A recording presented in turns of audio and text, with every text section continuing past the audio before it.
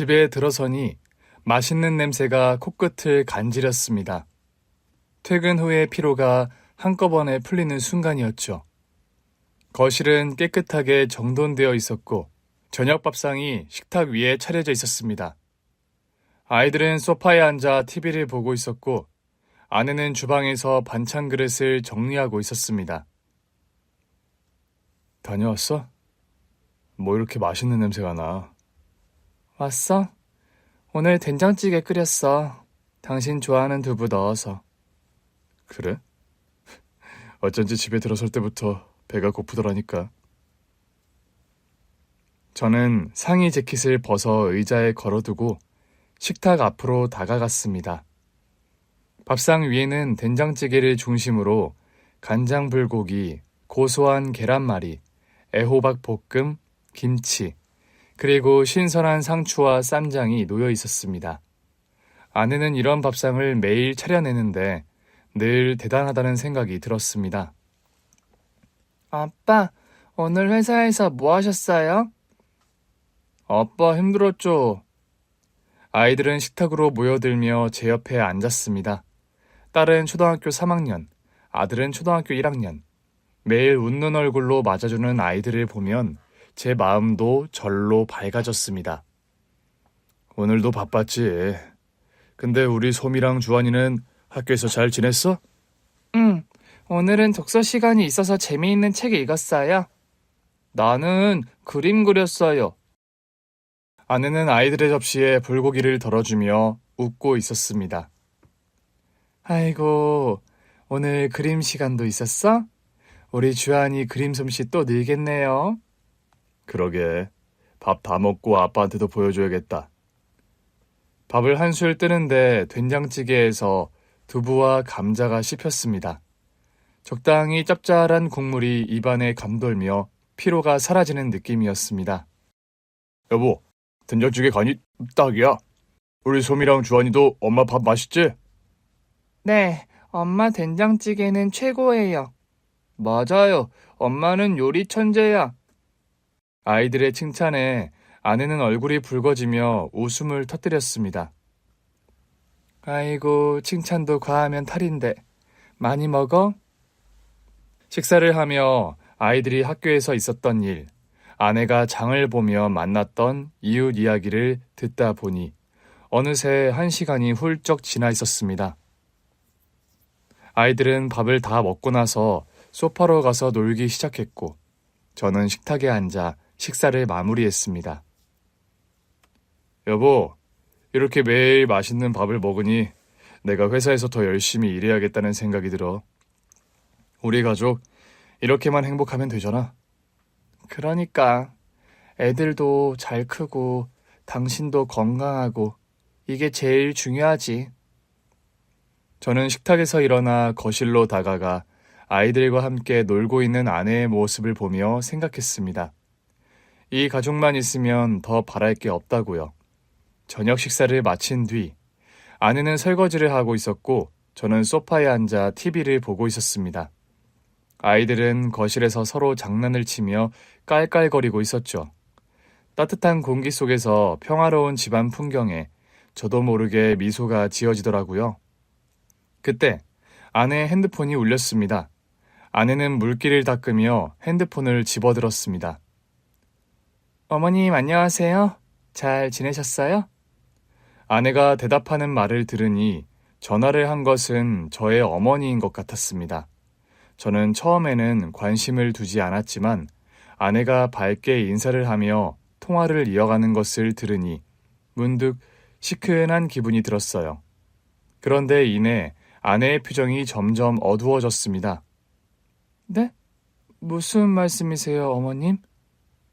암이라고요? 시한부?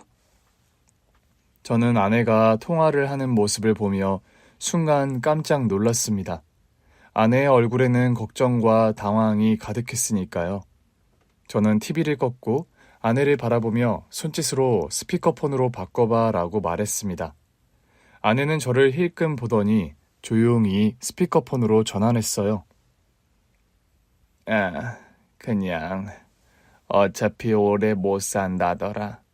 이렇게 치료받으면서 고통스럽게 살 바엔 그냥 편히 갈 준비를 하는 게 나을 것 같아서. 어머님, 그런 말씀하지 마세요. 암 진단 받으셨으면 빨리 치료 받으셔야죠. 이렇게 가만히 계시면 안 돼요. 아니야, 너도 알잖니. 이렇게 떠나는 게 나도 편하고 너희한테도 짐이 안 될 테니까. 그냥 가족들 얼굴 한번 보고 그 정도면 됐다 싶다. 어머니의 목소리는 담담했지만 그 속에서 느껴지는 체념은 저를 불편하게 만들었습니다. 그런데 더 기막힌 것은 아내가 그런 어머니를 진심으로 걱정하며 설득하고 있다는 점이었습니다. 저는 옆에 있는 아내에게 손짓 발짓을 하며 그냥 놔두라고 나서지 말라는 표현을 했는데 아내는 저를 무시한 채 통화에 열중하더라고요. 어머님, 지금 그런 말씀하실 때가 아니에요. 꼭 치료 받으셔야 돼요. 내일 제가 바로 갈게요. 제가 찾아가서 병원에 모시고 갈 거예요. 꼭이요. 아니야, 내가. 어머님, 이건 제가 꼭 해야 할 일이에요. 내일 뵙겠습니다. 아내는 단호한 목소리로 대답하며 전화를 끊었습니다. 핸드폰을 내려놓고 한숨을 내쉰 아내는 여전히 걱정스러운 얼굴로 저를 바라봤습니다. 어머님이 정말 치료 안 받고 싶어 하시는 것 같아. 근데 그렇게는 못 놔둬. 내일 어머님 뵈러 갈 거야. 저는 화가 나고 답답한 마음에 혀를 찼습니다. 당신이 거기 왜 가? 본인이 그렇게 얘기하면 그냥 냅둬. 신경 쓰지 말라니까. 그러니까 더 신경 써야지. 혼자서 그렇게 외롭게 계시면 안 돼. 아내는 제 말을 듣지도 않고 결심한 듯 방으로 들어가 내일 어머니를 뵈러 갈 준비를 하기 시작했습니다. 제 속이 부글부글 끓기 시작했고 저는 그걸 참지 못해 아내에게 다가갔습니다. 아내는 안방 한가운데 캐리어를 펼쳐놓고 뭔가 바쁘게 짐을 챙기고 있었습니다. 아내의 행동은 단호해 보였고 이미 결심을 굳힌 듯했어요. 저는 끓어오르는 마음을 애써 억누르며 말을 꺼냈습니다. 당신, 지금 뭐 하는 거야? 본인이 치료 안 받겠다는데 왜 나서서 이 난리야?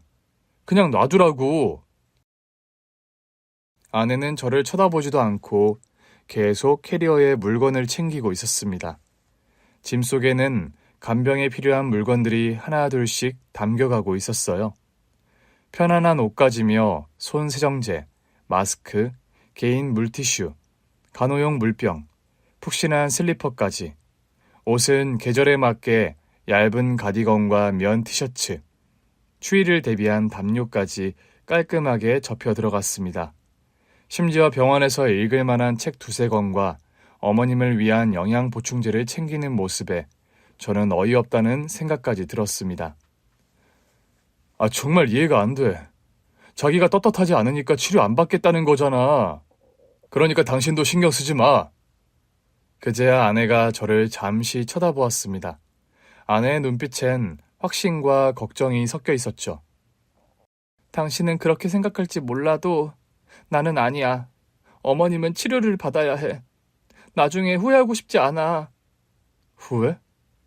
내가 후회할 게 뭐가 있어. 그냥 그렇게 살다 가겠다는 사람을 왜 굳이 우리가 나서야 하냐고. 당신은 왜 맨날 나서서 이런 일을 벌이냐? 당신은 어머님이 당신 키우느라 얼마나 고생하셨는지 기억 안 나? 그냥 남처럼 두고 보낼 수는 없잖아. 아내의 목소리는 차분했지만 단호했어요.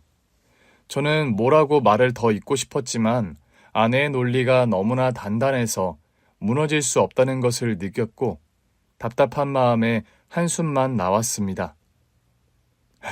당신 마음대로 해. 하지만 나는 동의 못해.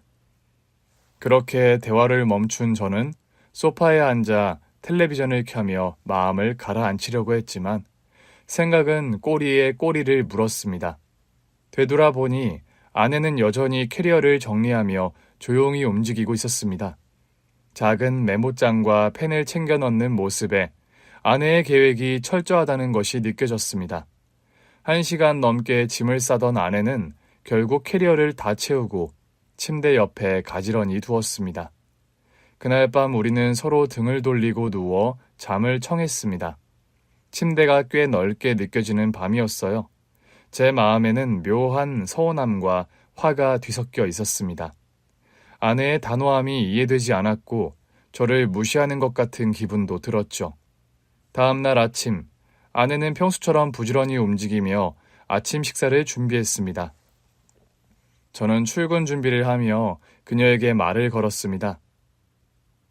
당신 진짜로 갈 거야? 나서지 말고 그냥 가만히 있으라고 몇 번을 말해. 아내는 음식을 준비하는 손을 멈추지 않았고 저를 쳐다보지도 않고 조용히 대꾸했습니다. 어머님 치료받게 해야 돼. 당신은 몰라도 난 이대로 둘 수 없어. 아내의 목소리는 여전히 단호했습니다. 저는 뭐라고 더 할 말이 없었고 짜증스러운 마음을 억누르며 출근길에 올랐습니다. 아내와의 대화가 계속 머릿속을 맴돌아 오전 내내 업무에도 집중하기 어려웠습니다. 점심시간이 되어 간신히 일을 정리하고 있던 그때 아내에게서 전화가 왔습니다. 어디야? 병원 어머님 모시고 왔어. 지금 검사 중이야. 진짜로 모시고 갔어? 아니 당신 혼자 그거 어떻게 감당하려고 그래? 감당해야지. 내가 해야 할 일이니까. 어머님 검사 끝나고 오늘 바로 입원하실 거야. 그동안 내가 병수발할 거니까 걱정 말고 당신 일이나 해. 뭐? 병수발까지 한다고? 아내는 더 이상 대답하지 않았고 통화를 마치며 짧게 한마디를 남겼습니다. 저녁엔 전화 못 받을 거야. 당신 알아서 잘 챙겨 먹고 냉장고에 애들 반찬 다 해두었으니까 챙겨 먹어. 전화를 끊고 나니 세상에 저 혼자만 남은 것 같은 기분이 들었어요. 서운하고 화난 감정에 머리가 복잡해졌습니다. 아내가 전화를 끊고 난 뒤 저는 한동안 자리에 멍하니 앉아 있었습니다. 하지만 이내 묘하게 안심이 되더라고요. 분명 병수발이 쉽지 않을 텐데 물불 안 가리고 저렇게 갑작스럽게 나서다니 아내가 분명히 며칠을 못 버티고 돌아올 거라는 생각이 들었거든요. 그날 저녁, 저는 평소보다 서둘러 퇴근을 했습니다. 아내가 오늘 안 오겠다고 했으니 제가 아이들을 돌봐야 했거든요. 큰딸에게 동생 잘 챙겨서 집에서 기다리고 있으라고 전화를 했어요. 다행스럽게 아이들이 다니는 학교는 아파트 단지 바로 앞이라 아이들은 스스로 통학을 하고 있었습니다. 그렇게 칼퇴근을 하고 집으로 달려왔는데 아내가 없는 집은 묘하게 공허하게 느껴지더라고요. 아이들은 어리둥절한 얼굴로 저를 쳐다봤습니다. 아빠? 엄마는 어디 갔어? 엄마는 며칠 동안 병원에 계셔야 해. 그러니까 그동안 아빠랑 잘 지내자. 응? 병원? 엄마 아파? 아니야. 엄마가 아픈 건 아니고 어머님, 그러니까 할머니를 돌봐드리러 가신 거야. 아이들은 그 대답에 고개를 갸웃했지만 곧 다시 놀이에 집중했습니다. 저는 부엌으로 가서 냉장고를 열어봤습니다. 아내가 냉동실에 넣어둔 반찬들을 꺼내서 데운 뒤 아이들 저녁을 먹였어요. 그리고 다음 날 아침 아이들을 학교에 보내기 위해 일찍 일어났습니다. 평소에 아내가 하던 아침 준비를 제가 대신해야 했었거든요. 계란말이를 시도했지만 모양은 엉망이었습니다. 아이들이 식탁에 앉아 그릇을 들여다보며 웃음을 터뜨렸습니다. 아빠, 계란말이가 다 터졌어. 엄마가 한 것처럼 예쁘진 않다. 맛은 똑같아. 먹어봐. 아이들은 웃으면서도 아침을 잘 먹어주었고 학교에 보낼 준비를 마쳤습니다. 집안일이 이렇게 많은 줄 몰랐어요. 대충 설거지를 하고 바닥을 닦고 나니 출근 시간이 아슬아슬했습니다. 아내가 집을 비운 지 사흘째 되는 날, 저는 결국 연차를 내야 했습니다. 회사에서는 무슨 일이냐며 물었지만 길게 설명할 여력이 없었어요. 아이들을 학교에 보낸 뒤 세탁기를 돌리고 장을 보러 가고 저녁 준비까지 했습니다. 아빠가 라면 끓여줄까? 아니면 김밥 시킬까? 라면! 김밥도 먹고 싶어. 결국 저는 라면을 끓이고 김밥을 배달시켰습니다. 식탁에 둘러앉아 아이들과 식사를 하는데 한 가지 생각만이 떠올랐습니다. 아내는 지금 병원에서 뭘 하고 있을까였죠. 그리고 아내가 집을 비운 지 5째 날 아침, 저는 더 이상 참을 수 없었습니다. 그날은 주말이었고 아내가 여전히 집에 돌아오지 않았다는 사실이 아침부터 화를 돋웠습니다. 결국 저는 저희 어머니가 입원해 있다는 병원을 찾아가기로 결심했습니다. 아내랑 마지막으로 통화를 했을 때 어느 병원인지 말해줬거든요. 큰 대학병원에 갔더라고요. 병원에 도착해 병실로 들어섰을 때 아내는 어머니의 침대 옆에 앉아 있었습니다. 어머니는 창백한 얼굴로 누워 있었지만 아내는 어머니를 정성껏 간호하고 있었어요. 아내가 저를 보자마자 자리에서 일어나 다가왔습니다.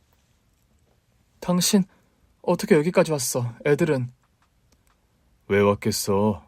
당신 데려가려고 왔지. 나 혼자 애들 돌보는 것도 한계가 있다고. 당신 엄마라는 사람이 애들 내팽개치고 이럴 수가 있는 거야? 그 순간 아내가 제 손을 잡으며 진지한 얼굴로 말을 꺼냈습니다. 당신이 알아야 할 게 있어. 그리고 암 선고, 시한부 판정을 받은 어머니가 입원한 병실에서 아내의 말을 들은 저는 놀라서 입을 다물지 못했고 그 사실은 정말이지 경악스러웠습니다. 제가 저희 어머니에게 왜 이렇게까지 냉정하냐고요? 어디서부터 시작을 해야 할까요? 저희 부모님의 선택과 결정은 제 평생에 지울 수 없는 상처를 남겼습니다. 그 누구라도 이런 상황이라면 제 입장을 이해할 거라는 생각을 해봅니다. 그때는 아마 제가 10살 무렵이었을 거예요. 어릴 때 저는 부모님의 사랑을 느낄 틈도 없이 집안 분위기에 눌려 살았던 것 같습니다. 당시 아버지는 사업을 하셨고 경제적으로는 부족함이 없었지만 집안은 늘 냉랭한 기운이 감돌았거든요. 부모님은 같은 지붕 아래에서 살면서도 서로를 남처럼 대했습니다. 한 집에서 각자 다른 방을 쓰고 얼굴을 맞대고 대화하는 모습을 본 기억이 거의 없어요. 어린 나이에도 그런 부모님의 모습이 이상하다는 걸 알 수 있었습니다. 그럴 때마다 저는 다른 집도 다 이러는 걸까? 라는 생각을 하며 혼란스러워 했었죠. 그러다 어느 날부터 아버지가 집에 하루 이틀 안 들어오는 일이 잦아졌습니다. 엄마, 아빠 언제 와요? 네 아빠가 바쁘단다. 뭘 하느라 바쁜지 내가 모르는 줄 알겠지만 나는 다 알아. 뭐가 그렇게 바쁜데요? 네 아버지는 진짜 냉혈한이야. 알겠니? 냉혈한이 뭐예요, 엄마? 피도 눈물도 없는 바늘로 찔러도 피 한 방울 안 나올 그런 인간이라고. 엄마의 짜증스러운 그 답변은 고작 10살밖에 안 된 제가 이해하기에는 너무 어려운 말이었어요. 어느 날 아버지가 오랜만에 집에 돌아왔습니다. 그런데 그날 밤 부모님은 크게 다투기 시작했어요. 저는 제 방 안에 앉아 책을 읽으려 했지만 복도 너머에서 들려오는 고성과 물건 부딪히는 소리가 너무나 크게 들렸습니다. 당신, 대체 무슨 짓을 하고 다니는 거야? 엄마의 날카로운 목소리가 문틈 사이로 새어들어왔어요. 나도 더는 참을 수 없어. 당신이야말로 뭘 하고 다닌 건지 생각해봐. 나한테 말할 수 있어? 당신이야말로 떳떳하지 못하면서 나한테 뒤집어 씌우려고 내가 가만히 있을 것 같아? 부모님의 싸움은 점점 더 격해졌습니다.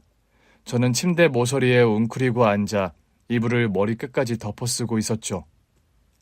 작은 몸이 벌벌 떨리던 기억이 지금도 생생합니다.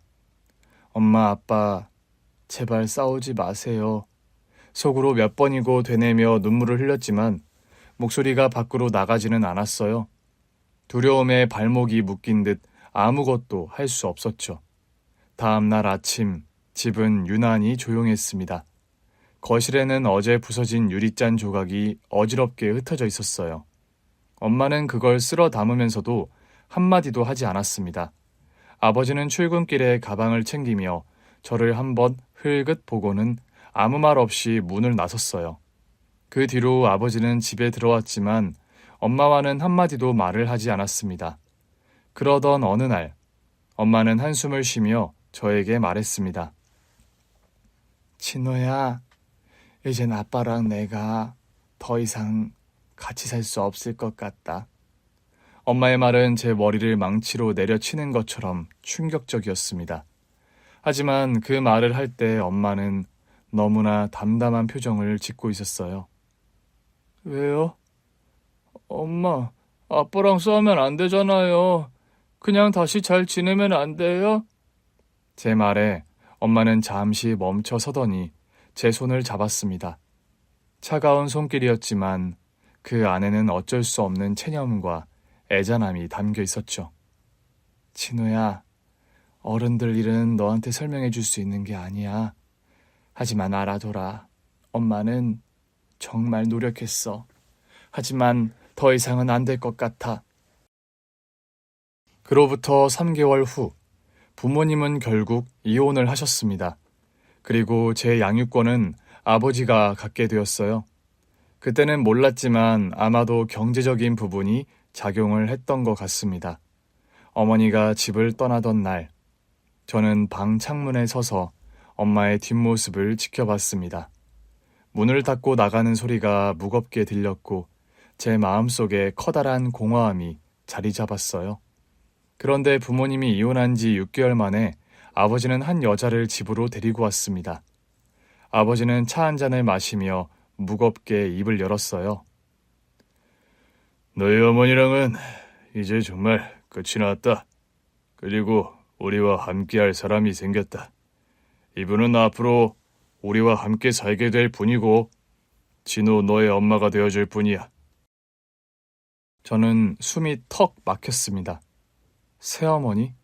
이렇게나 빨리? 낯선 여자와의 재혼이라니 제게는 너무도 갑작스러운 일이었습니다. 아버지와 재혼을 한다는 그 여자는 부드러운 미소를 지으며 제게 다가왔습니다. 안녕, 네가 진호구나. 잘 부탁해. 네, 안녕하세요. 저는 무심하게 고개만 끄덕이고 방으로 들어가 버렸습니다. 낯선 여자가 우리 집에 발을 들이는 게 어색했고 정말 아버지가 너무너무 원망스러웠습니다. 그날 이후 함께 살게 된 그 여자, 계모는 제게 꾸준히 다가오려고 노력했습니다. 아침에 학교에 갈 준비를 할 때면 계모가 먼저 부엌에 나와 있곤 했어요. 진우야, 아침밥 챙겨 먹고 가야지. 이거 내가 만든 건데 한번 먹어볼래? 네. 괜찮아요. 그냥 빵 먹을 거예요. 그래도 뜨끈한 국 한 그릇 먹으면 힘이 날 텐데. 그 여자는 제 반응에 조금 실망한 얼굴을 했지만 억지로 강요하지는 않았습니다. 대신 학교 갈 때마다 문 앞에서 가방을 들어주며 한마디씩 말을 건넸어요. 오늘도 좋은 하루 보내, 진호야. 저는 형식적으로 고개만 끄덕였습니다. 네. 집에 돌아오면 그 여자, 계모는 간식을 준비해두곤 했습니다. 제가 좋아하는 초코파이와 우유가 식탁 위에 가지런히 놓여 있었죠. 오늘 학교 어땠어? 힘들진 않았니? 괜찮아요. 주말이 다가올 무렵이면 계모는 저에게 영화 티켓을 내밀며 제안을 하기도 했습니다. 있잖아, 주말에 다 같이 영화 보러 갈까? 너 좋아하는 애니메이션 영화가 개봉했다고 하던데. 저 그거 별로 안 좋아하고 안 보고 싶어요. 계모의 친절함에도 저는 마음의 문을 열 수 없었습니다. 어머니를 대신할 사람이 집에 있다는 사실이 받아들여지지 않았고 그 여자의 모든 행동이 전부 다 가식적으로 느껴졌거든요. 분명 모든 게 저 여자의 계획인 거다. 아버지가 이혼 전에 저 여자를 만났기 때문에 아버지와 엄마가 이혼을 한 거다. 저 여자가 우리 엄마를 쫓아내고 저 자리를 차지했다. 그렇게 생각을 했어요. 그런 마음이 가득했기 때문에 저는 그 여자를 아줌마라는 단어로 부르면서 거리를 두고 형식적인 대화만 했습니다. 어느 날 저녁, 아버지와 계모가 함께 저녁 식사를 준비하며 대화를 나누는 소리가 들렸습니다. 아버지는 제가 방에서 아무 말 없이 있는 모습을 보고는 조용히 말했습니다. 진우가 아직 마음의 준비가 안 된 것 같아. 시간이 좀 필요할 거야. 네, 괜찮아요. 천천히 다가가 볼게요. 저는 방에서 그 대화를 들으며 불쾌한 감정을 느꼈어요. 저를 위해 노력하는 사람이 있다는 게 낯설었지만 한편으로는 아주 불편했거든요. 어느 날 아버지가 자리를 비운 저녁, 계모는 조용히 제 방 문을 두드렸습니다. 진호야, 공부 중이니? 잠깐 들어가도 될까? 저는 책을 읽는 척하며 고개만 끄덕였습니다. 계모가 작은 접시를 들고 들어왔어요. 네가 좋아하는 사과 깎아봤어. 먹어봐. 감사합니다. 짧은 대답을 하고 다시 책으로 시선을 돌렸지만 마음 한구석에서 묘한 감정이 밀려왔습니다. 그 여자는 마치 어두운 구석에 숨어있는 아이에게 손을 내미는 사람처럼 보였어요. 그러나 저에게는 그 손을 잡을 용기가 없었어요. 방을 나서는 계모의 뒷모습을 보며 저는 조용히 한숨을 내쉬었습니다. 그렇게 한 집에 살면서 불편하고 불행한 건 나뿐이라고 생각을 했는데 정말로 현실적인 어려움이 가족 전부를 덮쳤습니다. 아버지의 사업이 어려워지기 시작한 건 계모가 집에 들어온 지 1년이 조금 넘은 시점이었어요. 처음에는 단순한 자금 사정 문제라고 했지만 그 문제가 점점 심각해졌습니다. 거래처에서 대금을 회수하지 못하거나 손해를 입은 계약들이 쌓이면서 가세가 급격히 기울기 시작했거든요. 아버지는 저녁마다 골똘히 고민에 잠겨 식탁에 앉아 있었습니다. 계모는 조용히 옆에 앉아 아버지의 잔을 채우거나 말없이 아버지의 어깨를 주물러 주곤 했습니다. 회사가 이렇게까지 어려워질 줄은 몰랐어. 모든 게 다 내 잘못이야. 여보, 너무 자책하지 말아요. 해결할 방법이 분명히 있을 거예요. 우리가 함께하면 이겨낼 수 있어요. 해결할 방법? 그런 게 있으면 진작 했겠지. 저는 여보, 당신 어쩌고 하는 대화가 듣기 싫어 방으로 들어갔습니다. 방 안에 앉아 창밖을 보며 여러 가지 생각에 잠겼어요. 결국 이 집도 끝이구나. 저는 마음속으로 그렇게 단정지었던 것 같아요. 그리고 솔직히 속으로 고소하다는 생각이 들었습니다. 돈 때문에 아버지랑 결혼하고 우리 집에 들어온 것 같은데 이제 저 여자는 어떡하냐? 빈손으로 나가야겠지? 과연 얼마나 버틸 수 있을까? 저는 그만큼 새엄마를 자칭하는 그 여자를 미워했습니다. 그리고 얼마 지나지 않아 아버지는 결국 우리가 살고 있던 아파트를 팔고 작은 빌라로 이사하기로 결정했습니다. 아파트를 떠나기 전날 밤, 아버지가 계모와 함께 이야기를 나누는 걸 듣게 되었어요. 정말 미안해. 이런 상황에서 너까지 고생시키게 됐어. 여보, 미안하다는 말은 하지 마세요. 저는 여보랑 진호만 있으면 돼요. 집이 크고 화려한 게 뭐가 중요하겠어요. 그 말에 아버지는 한동안 아무 말도 하지 못하고 고개를 숙였습니다. 저는 그 대화를 엿들으면서 속으로 웃음을 참았어요. 우엑, 진짜 연기 잘한다. 저렇게 말하면서 속으로는 얼마나 분할까? 그리고 다음 날 우리는 이사를 했습니다. 새로 이사한 빌라는 예전 집보다 훨씬 작고 낡았어요.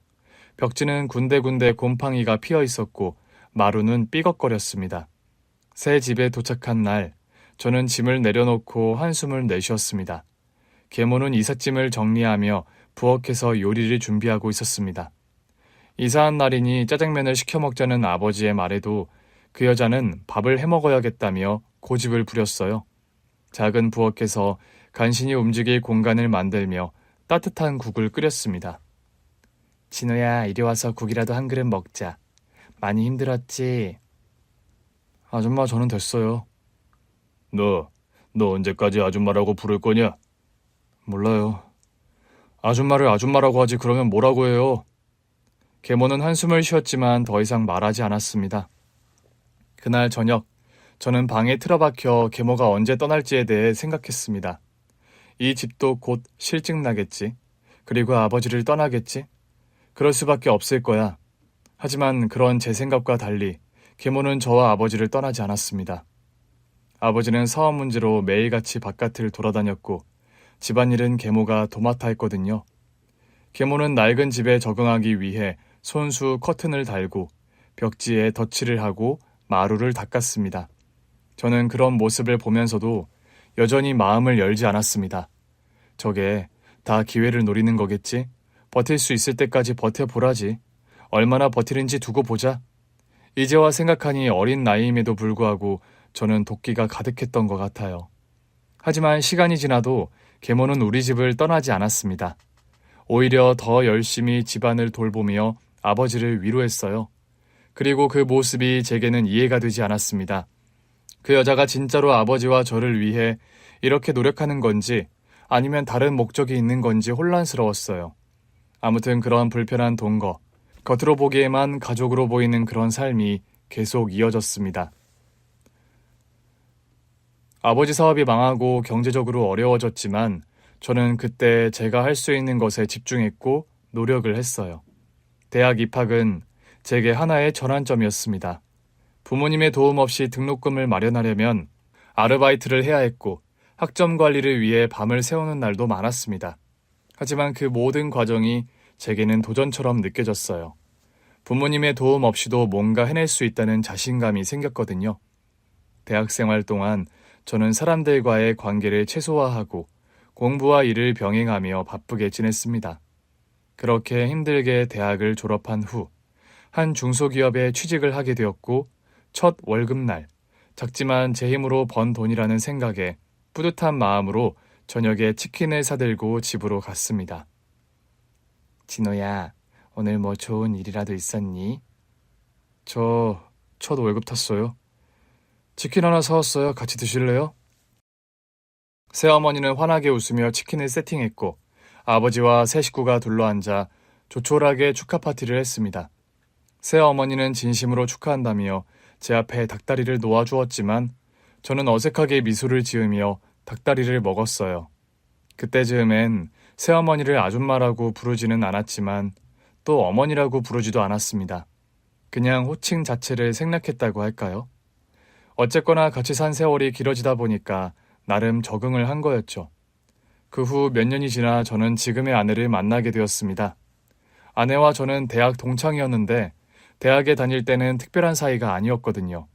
직장을 다닌 지 몇 년 지났을 때 대학 동기 모임을 하게 되었고 그 자리에서 아내를 오랜만에 다시 만났는데 우리는 서로에게 좋은 감정을 갖게 되었죠. 아내는 활발하고 배려심 많은 사람이었습니다.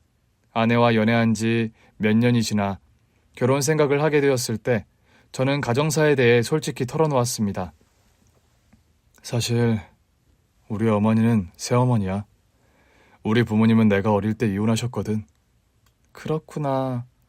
그런데 새어머니랑은 사이가 어때? 그냥 아줌마 정도로 생각하고 있어.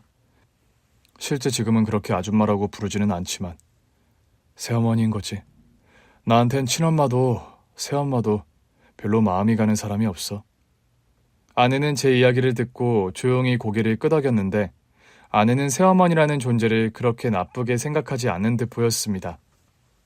이 사실을 고백하면 결혼을 못하겠다고 할까봐 내심 마음을 졸였는데 그런 일은 없었어요. 어머니가 어떤 분이든 간에 나는 결혼하면 어른들한테 도리를 다하고 싶어. 저는 그 말에 대꾸하지 않았습니다. 그냥 아내의 생각이 그렇구나 하고 넘겼거든요. 그런데 결혼 후 정말로 아내는 약속을 지켰습니다. 새어머니에게 명절이나 생일 때마다 꾸준히 인사를 드리고 작은 선물도 챙겼거든요. 어머님, 요즘 건강은 괜찮으세요? 필요한 건 없으신가요? 아이고, 우리 며느리가 이렇게 자주 연락을 주니 고맙구나. 난 괜찮아. 너희 가족 건강 잘 챙겨. 아내와 새어머니의 대화를 듣는 저는 어쩐지 복잡한 마음이 들었습니다. 아내가 새어머니에게 잘하는 걸 보며 마음 한구석에서는 새어머니를 대하는 제 태도가 잘못된 건 아닌지 고민이 되기도 했지만 결국 제 감정은 쉽게 변하지 않았어요. 결혼하고 1년 뒤 우리에게 첫 아이가 태어났고 2년이 지나 둘째 아이까지 얻었습니다. 아이들이 있는 집안은 정신이 없었지만 늘 밝고 따뜻했어요. 아내는 아이들이 태어나자 저희 부모님께 아이들을 자주 보여드리려고 했거든요. 한 달에 한 번은 저희 집에 가자며 저와 상의도 없이 새어머니와 연락해서 약속을 잡고는 했어요. 난 아버지도 새어머니도 그냥 자기들끼리 살게 내버려 두는 게 맞다고 생각해. 도리? 나한텐 그런 거 필요 없어. 당신 마음은 알겠는데 그래도 가족이잖아.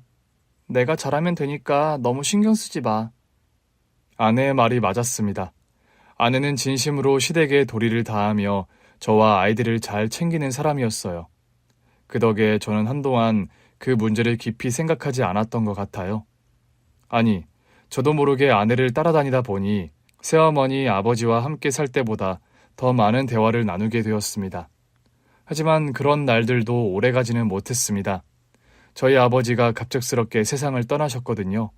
아버지가 돌아가신 건 둘째가 3살이 되던 해 초여름이었어요. 아무런 예고 없이 갑작스럽게 생긴 일이었습니다. 아침에 새어머니가 울면서 전화를 걸어오셨을 때 저는 아무 말도 하지 못한 채 전화기를 손에 쥔 채로 굳어 있었습니다. 여보, 무슨 일이야? 아버지가 사고를 당하셔서 지금 병원이래. 뭐라고? 아버님이? 어느 병원이야? 우리 빨리 가봐야 하는 거 아니야? 급하게 아이들을 챙겨 아내와 함께 병원으로 달려갔는데 간신히 임종을 지킬 수 있었습니다. 당시 아버지는 응급수술을 받고 회복실에 있었는데 상태가 안 좋아졌고 마음의 준비를 해야 한다는 이야기를 들었거든요. 병원 침대에 누운 아버지는 숨을 내쉬는 것조차 힘들어 보였어요. 새어머니는 아버지의 손을 잡고 눈물을 흘리고 있었고 아내 역시도 눈물을 닦으며 아버지를 바라보고 있었습니다. 이윽고 눈을 뜬 아버지께서 저희 가족을 천천히 둘러보다가 힘겹게 말을 하셨어요. 너희 어머니한테 잘해드려라. 잘해야 한다. 약속해 주겠니? 그 말이 아버지의 유언이었습니다. 아버지가 말한 어머니란 새어머니를 말한 거였죠. 제가 느끼는 감정과는 별개로 두 분이 깊은 사랑을 했다는 걸 인정할 수밖에 없었습니다. 정말 아버지는 딱 그 한마디를 남기고 떠나셨거든요. 곧바로 장례식 준비를 위해 아이들을 처가댁에 맡겼습니다. 장례식장에서 새어머니는 힘겹게 조문객들을 맞이하셨습니다. 저는 별다른 감정을 느끼지 못한 채 장례식 의전만 기계적으로 따라했습니다. 조문객들 중 많은 이들이 새어머니에게 위로의 말을 건넸고 아내는 옆에서 새어머니를 돕고 있었습니다. 어머님, 너무 오래 서 계시면 안 돼요. 여기 앉으세요. 고맙다, 며느리야.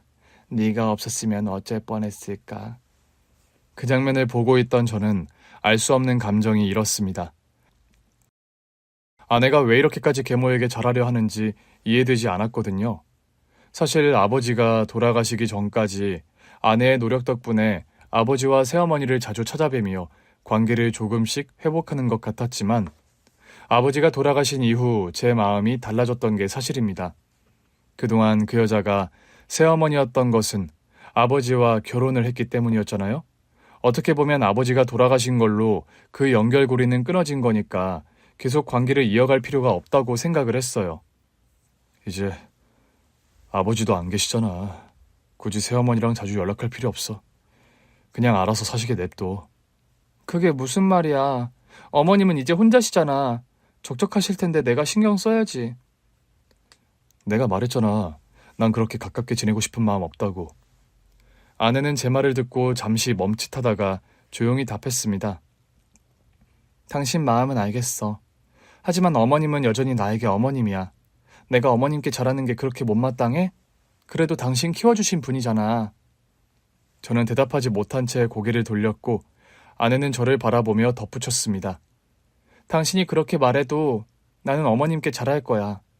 혼자 계신 어머님을 그냥 모른 척할 순 없어.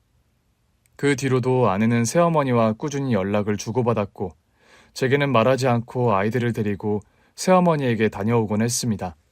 아이들은 그런 아내의 행동이 자연스럽게 익숙해진 듯 보였어요. 엄마, 이번 주말에도 할머니한테 가요?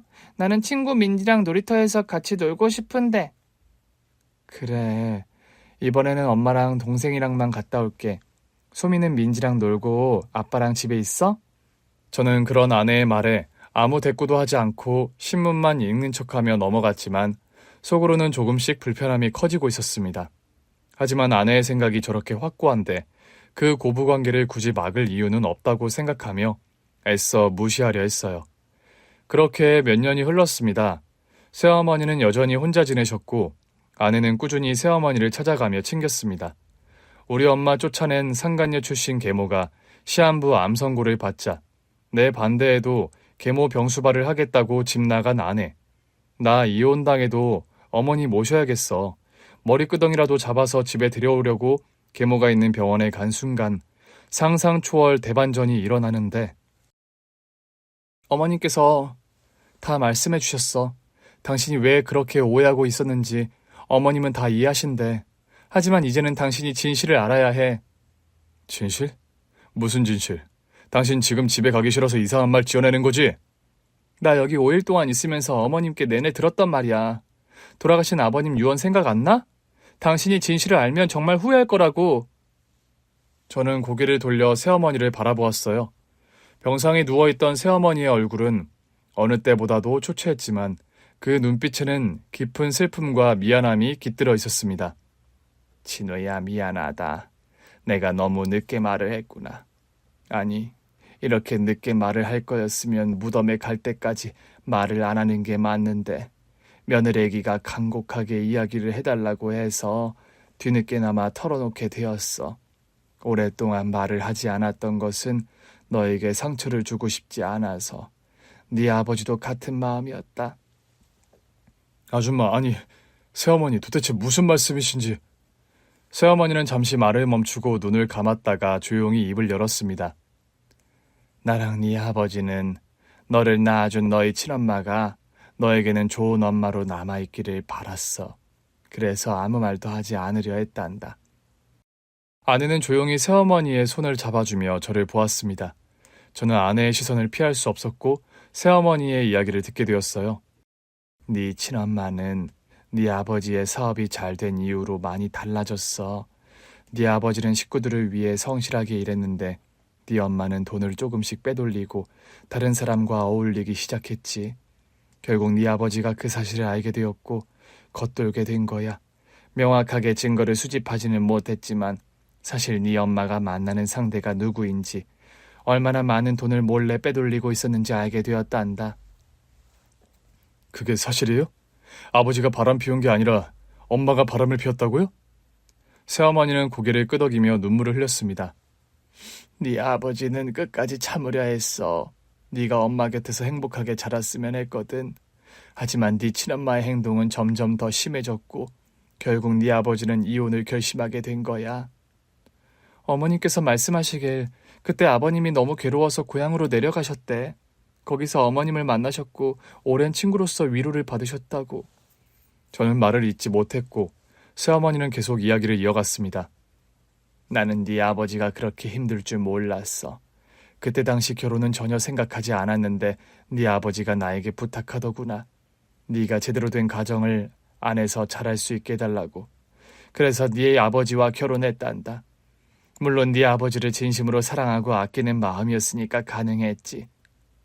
그런데 왜 그걸 지금까지 말하지 않으셨어요? 진호야, 네 아버지와 나는 진호 네가 친엄마에 대한 진실을 몰라야 한다고 생각했어. 네가 받을 상처가 너무 걱정됐거든. 저는 더 이상 말을 할 수 없었습니다. 아내가 제 어깨를 토닥이며 조용히 말했습니다. 어머님은 항상 당신을 위해 노력하셨대.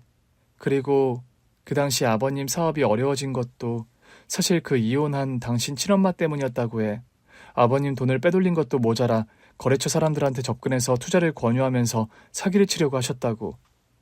그럼 아버지의 사업이 어려워진 것도 그것 때문이라고? 거래처들한테 하루아침에 신뢰를 잃고 거래가 끊어졌다고 했잖아. 당신 친엄마라는 그 여자가 아버님 아내라는 명목으로 사모님 소리 들으면서 사업 관련 동반 모임 자주 나가고 했었다면서. 그때 알게 된 거래처 사장 사모님들한테 그렇게 말도 안 되는 사기 같은 일에 투자를 권유했대. 그게 아버님 사업에 악영향을 끼친 거지. 저는 모든 사실을 듣고도 믿기 어려웠습니다. 그게 정말이야? 그런데 이건 그냥 새어머니의 말뿐이잖아. 그러니까 뭐 증거 그런 게 있는 거야? 아버님께서 그 당시 새어머니가 벌인 짓을 알고 처음엔 그냥 이혼이 아니라 고소를 하려고 하셨대. 그래서 고소 생각하며 준비해둔 자료가 다 어머님 댁에 남아있대. 그런데 아버님은 그래도 당신을 낳아준 여자라서 애엄마라서 덮고 그냥 이혼만 하신 거야. 아내의 말을 들은 저는 한동안 아무 말도 하지 못한 채 병실 한 구석에 앉아 있었습니다. 머릿속은 복잡하고 심장은 마구 뛰었어요. 제가 알고 있던 모든 것이 뒤바뀌는 느낌이었거든요. 그만큼 새어머니의 병상에서 아내가 한마디 한마디 전한 이야기는 제가 상상조차 하지 못했던 진실이었습니다. 그리고 얼마 전 있었던 일과 겹쳐서 더더욱 혼란스러웠습니다. 새어머니가 병원에 입원하기 한 달 전 저를 낳아준 친어머니한테 연락을 받았거든요.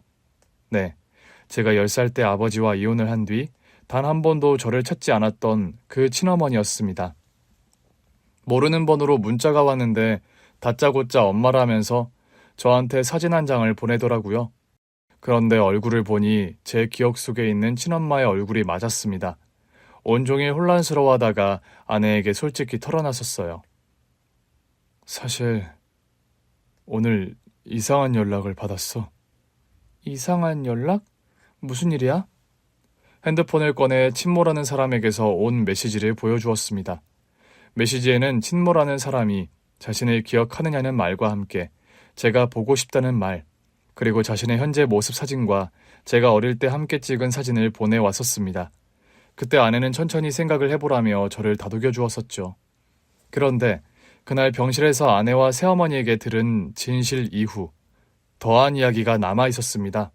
친모한테 온 문자를 보여준 이후 아내는 제 친모에 대해 따로 알아봤다고요.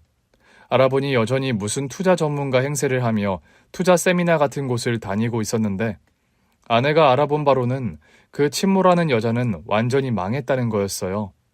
돈이 한 푼도 없는데 계속 사기만 치려고 사람들을 끌어모으고 있고요. 네, 제가 생각해도 참 그 연락이 이상했죠. 10살 때 이후 단 한 번도 저를 찾지 않았는데 하필 이렇게 오랜 세월이 지나 왜 지금 연락을 하는 걸까 했거든요. 아마도 아버지가 돌아가신 걸 알고 저한테 아버지가 남긴 거나 뭐라도 지원을 해달라고 할 생각이 아니었을까요? 그 친모라는 여자의 현재 상황을 알게 되자 새어머니와 아내가 말해준 진실에 더욱 신빙성이 더해지는 것 같았습니다. 그리고 그 순간 병원 침대에 누워있는 새어머니를 바라보는 제 마음은 복잡했습니다. 그동안 새어머니에게 했던 차가운 말과 행동이 자꾸 떠올랐거든요.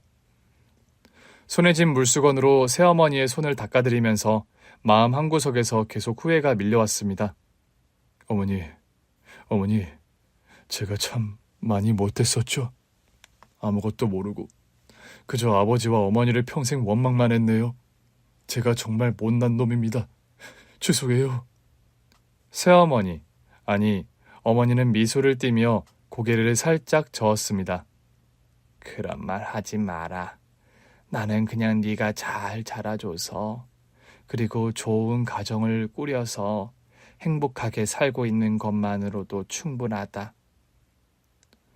아내는 옆에서 묵묵히 물컵을 들어 어머니에게 물을 먹여드렸습니다.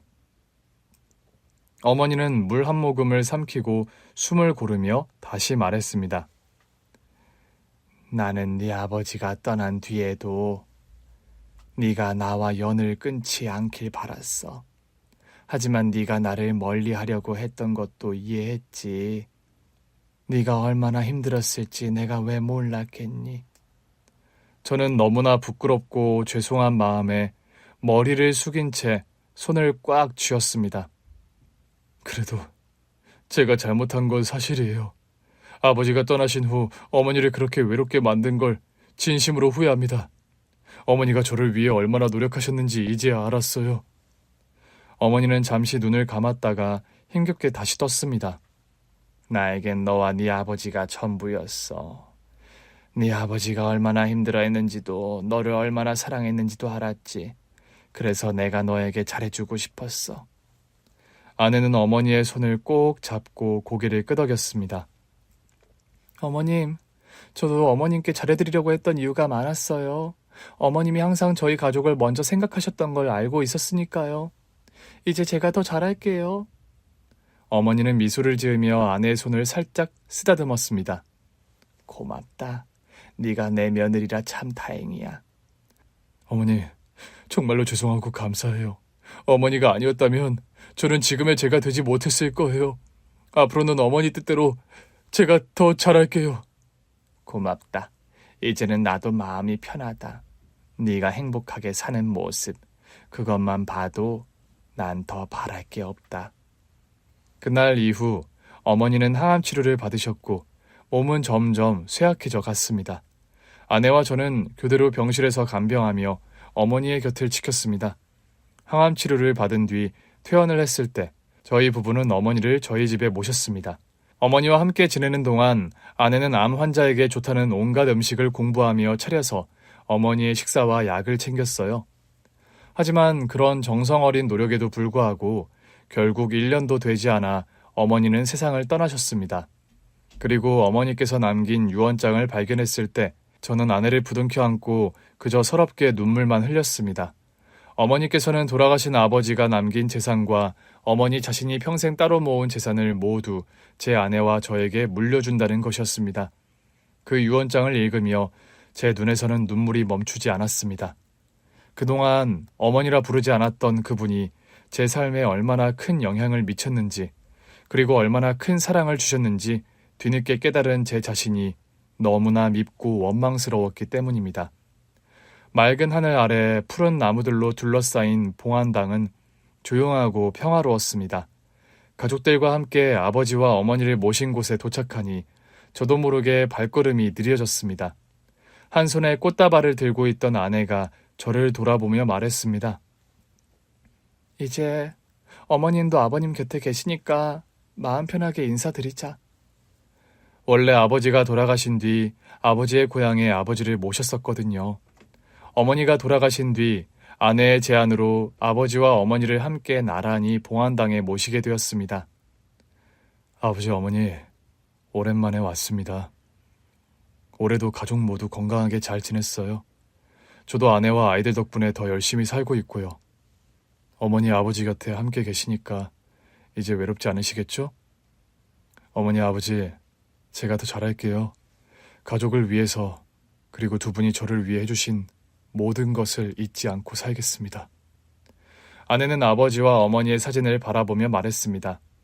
아버님, 어머님, 저희 아이들 잘 키워서 꼭 어머님과 아버님께 자랑스러운 손주들이 되게 할게요. 항상 지켜봐 주세요. 할아버지, 할머니, 저 이번에 성적 잘 나왔어요. 할머니가 항상 열심히 하라고 하셨잖아요. 저도 할머니 말씀대로 할게요. 할아버지, 할머니, 저도 잘하고 있어요. 나중에 또 올게요.